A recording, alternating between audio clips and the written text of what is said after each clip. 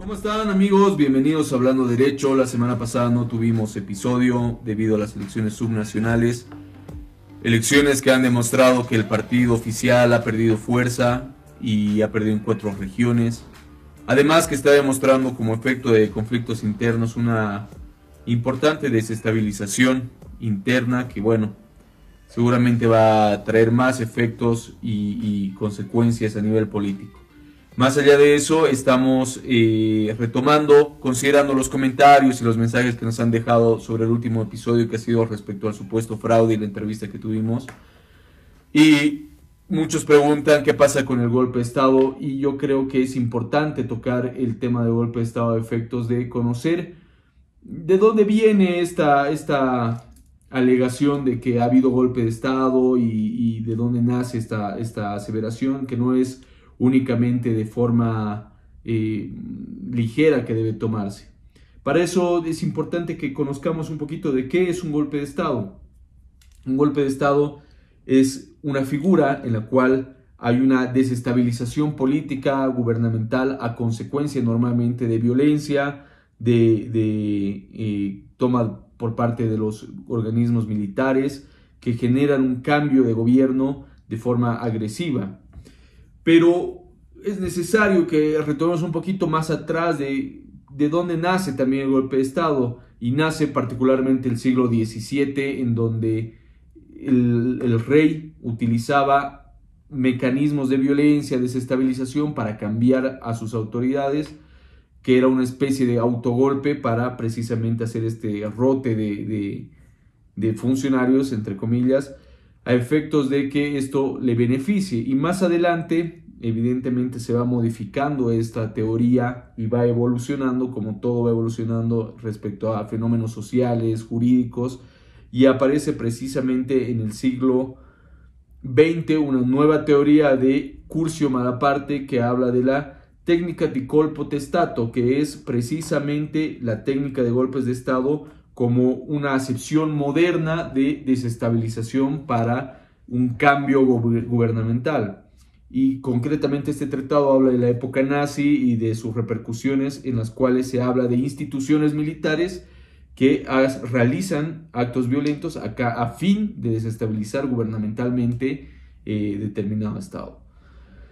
Mucho después de esto y de acontecimientos políticos distintos en el transcurso de la historia que vienen después de la Segunda Guerra Mundial, en los años 80 aparece Gene Sharp, un político americano, un tratadista americano, politólogo americano, que habla de una forma de golpe de Estado no violento, y desde ahí de donde nace esta suposición de que ha existido un golpe de Estado en nuestro país.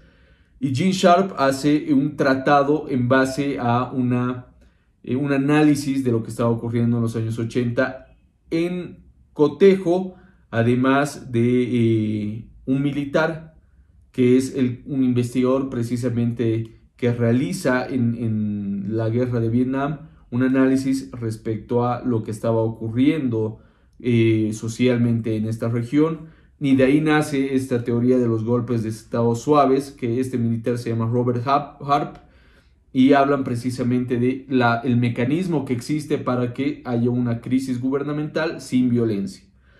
Y ha sido utilizada esta teoría en el caso de Sergej Popovic, de Osama Monayek, en nuestra región de Enrique Capriles, en Venezuela, que han sido acusados de ejecutar este tipo de golpes de Estado, y que, bueno, evidentemente ahora se subsume o pretenden subsumir lo ocurrido en nuestro país con el golpe de Estado o los hechos que acontecieron, o como quiera tomarse, ¿no? Para entender un poco de esto, hay que conocer qué dice en fondo este tratado, y precisamente este tratado habla de fases por las cuales se debe cumplir a efectos de que se llegue a un golpe de Estado. La primera etapa es un supuesto ablandamiento, y son varias etapas, son 4 etapas que se necesitan para este golpe de Estado blando. La primera etapa es una etapa de ablandamiento, en donde se genera malestar, se genera indisposición en la ciudadanía con denuncias de corrupción, con promoción de intrigas, que están muy vinculados al primer capítulo que hemos visto, que es el lawfare, que precisamente habla de esta máscara que se utiliza para deslegitimización de personas, descarte político en momentos electorales, en momentos concretos para eliminar objetivos políticos. Y esta precisamente es una promoción de intrigas de corrupción. En nuestro país podría entenderse el supuesto fraude promovido por el expresidente, supuestamente, claro, y que evidentemente ha avanzado esto como la primera fase de un supuesto golpe de Estado. Esta etapa de ablandamiento viene acompañada de una promoción y una campaña de miedo y temor de que se están cometiendo actos ilícitos a raíz del poder. La segunda etapa, que viene a consecuencia de esto, habla de una deslegitimización o deslegitimación, en donde empiezan a ejecutarse campañas de defensa en pro de la libertad de prensa, en pro de los derechos humanos, con acusaciones de totalitarismo, que es una supuesta tiranía, y como respuesta a esta tiranía está existiendo un levantamiento civil, que es la máscara para un supuesto golpe de Estado.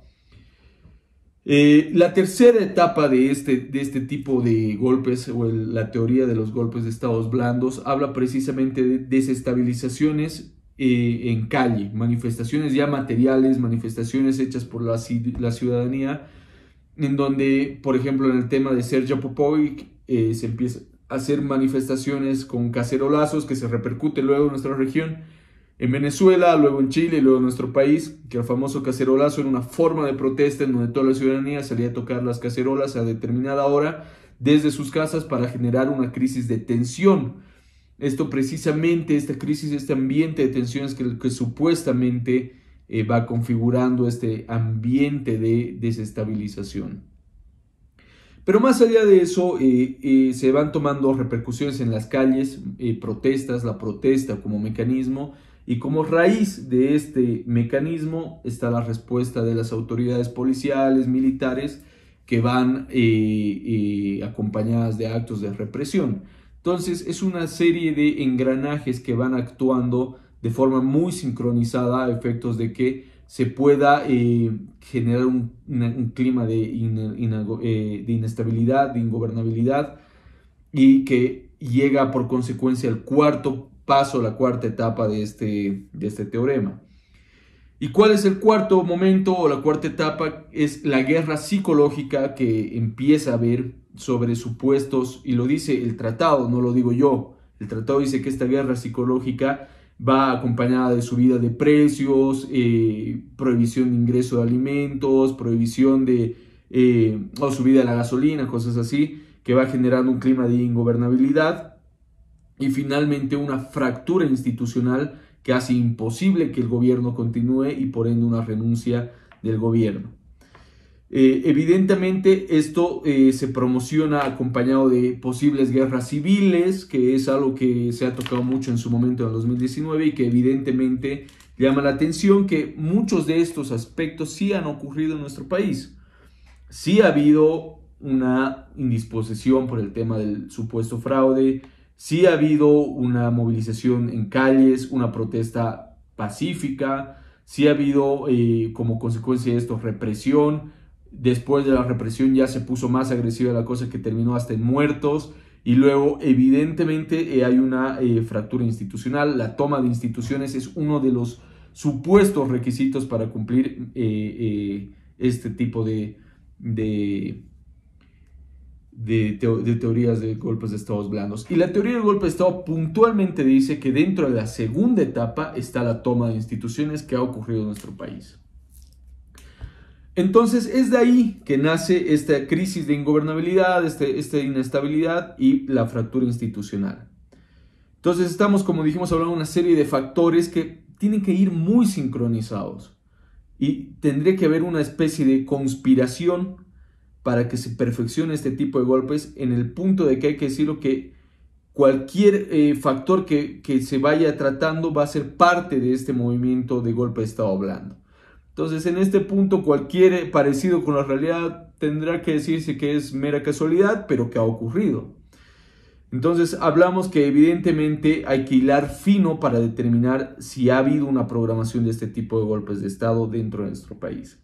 ¿Y por qué hay que hilar fino? Porque dentro de la situación del país ha habido distintos actores políticos de nuestra región occidental como de Oriente que han, yo creo que por intereses personales y tal vez por ignorancia de la situación más ganó el interés personal, han terminado de configurar una especie de golpe de Estado, a mi parecer. Pero que habrá que determinarlo también conforme a los antecedentes y un cotejo bien puntual e imparcial de lo que ha ocurrido. Ahora, también hay que ser críticos y ver de dónde nace esta teoría de los golpes de estados blandos. Esta teoría nace en el calor de un movimiento de izquierda que pretende justificar la respuesta civil en busca de democracia cuando hay un estado de totalitarismo.